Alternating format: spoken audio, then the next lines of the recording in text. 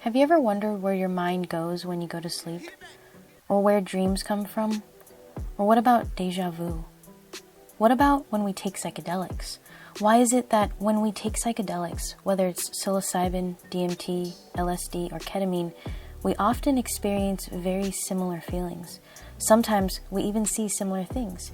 It's as if we enter the same unseen realm. What is reality anyway? Etymologically, reality comes from the word realis, which is Latin for relating to or consisting of, while the suffix ity means the state of being something and the state of being possible. Reality then could actually mean relating to what is possible, or relating to something that already is. Perhaps that's why reality is relative. Thanks to quantum physics, the old classical laws of physics are out the door.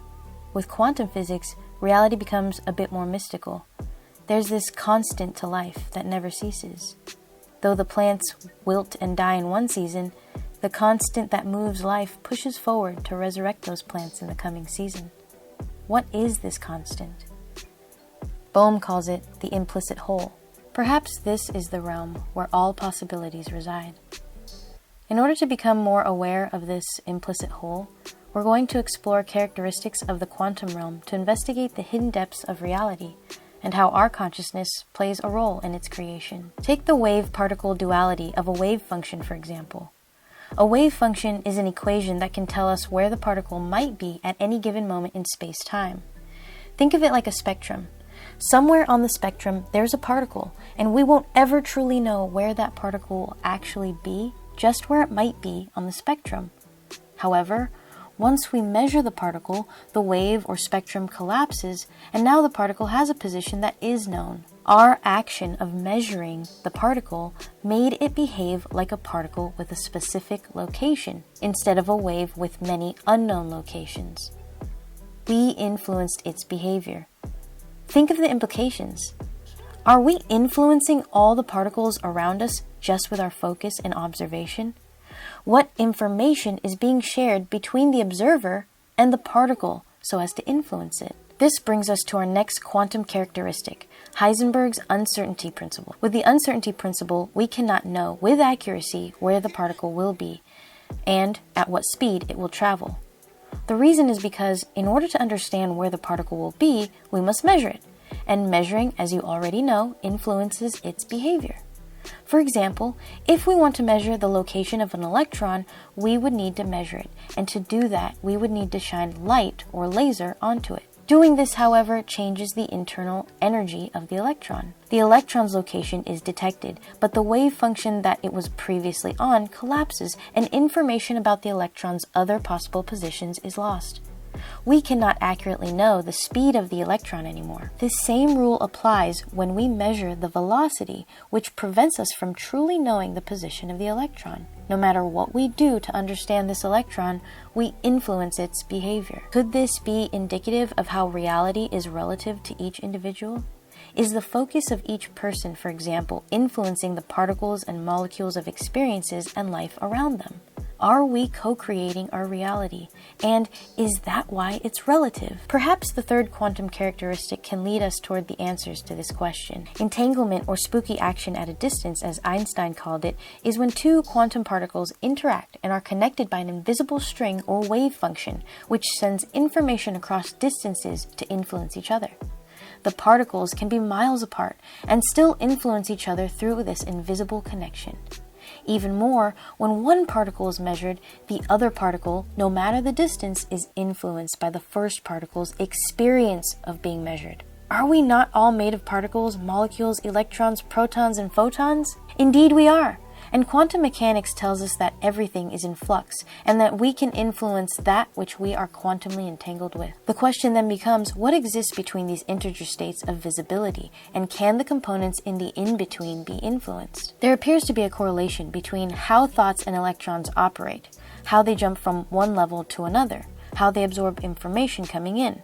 For electrons, this would be photons, and how they give off energy even in the form of other thoughts or actions, and how they only exist in particular spaces of the light spectrum. Even thoughts must form imagery that is discernible to the thinker or observer. There is one thing that we know for certain about the in-between state that thoughts and electrons travel through, and that is, though the process is unseen, it can be felt. An example of this would be when the electron absorbs a photon.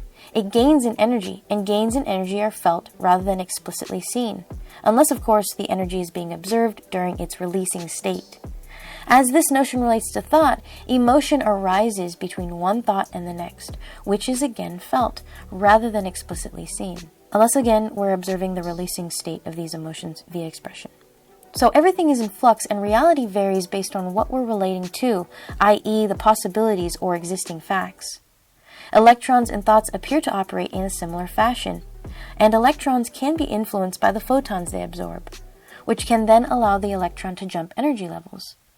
If this is the case, then can thoughts allow a person to jump into different frequencies of existence? Do our thought patterns and subsequent emotions transform our reality? Can we alter our emotions to alter reality, since the processing field can only be felt and not seen? I would argue yes, but now the question is how? How do we influence this unseen field? The quantum world is the very foundation of all reality, constantly unfolding before us. So how can we tap into that in-between space where all possibilities lie? Meditation has proven to be a method of accessing this in-between, what Deepak Chopra calls the gap. In fact, in 1993, a demonstration consisting of around 4,000 participants gathered together to meditate on reducing violence in Washington, D.C., and a paper was published stating that the meditation had been successful in significantly dropping the crime rate in that area. Meditation is also a proven method for reducing depression, stress, anxiety, and inflammation. What is meditation if not deliberate focus on relaxing the body and mind, or focusing our mind on a point in the body, or focusing the mind on any desired outcome? Whatever it is, meditation is focused energy that allows the practitioner to alter states within and without. Now, many people express their inability to meditate. After all, it takes a lot of practice to get into that meditative state, and some people have too much trauma held within them to be fully in the moment. In fact, according to a CDC study conducted between August 2020 and February 2021, the percentage of American adults suffering from anxiety and depression increased from 36.4% to 41.5%. However, a new method for accessing meditative states for those who are looking to heal their trauma has emerged from a well-known anesthetic. Several companies in the past have sprung up providing in-home psychedelic therapy using the safe, FDA-approved drug ketamine.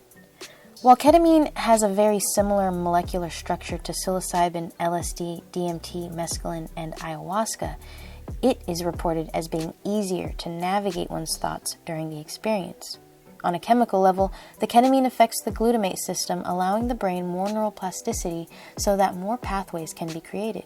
But on a quantum level, the mind has the opportunity to tap into this implicit whole and derive information in any area of life. The key component to accessing the implicit area desired is one's mindset and environment. In the realm of psychedelic therapy, we call this set and setting. It is important prior to one's psychedelic experience to focus the mind on what is to be healed or worked through, while also being in an environment that facilitates relaxation. Again, the observer, or in this case the psychedelic explorer, must focus the mind. With the mind intentionally tuned, the ketamine works to amplify those thoughts and intentions, while at the same time allowing the observer to disassociate with what they are experiencing. It is as if our conscious mind during these psychedelic journeys enters the implicit realm. And in this realm, anything is possible, and our observation influences the path ahead. Perhaps these new companies are a sign that we're at a point in science where we can accept that this implicit whole exists, and instead of quantifying its existence using classical physics, we can qualify it through our own experiences. If we each tap into this implicit whole with the right mindset and environment, whether to bring peace or to heal trauma, we may be able to influence life around us and within us in a positive way.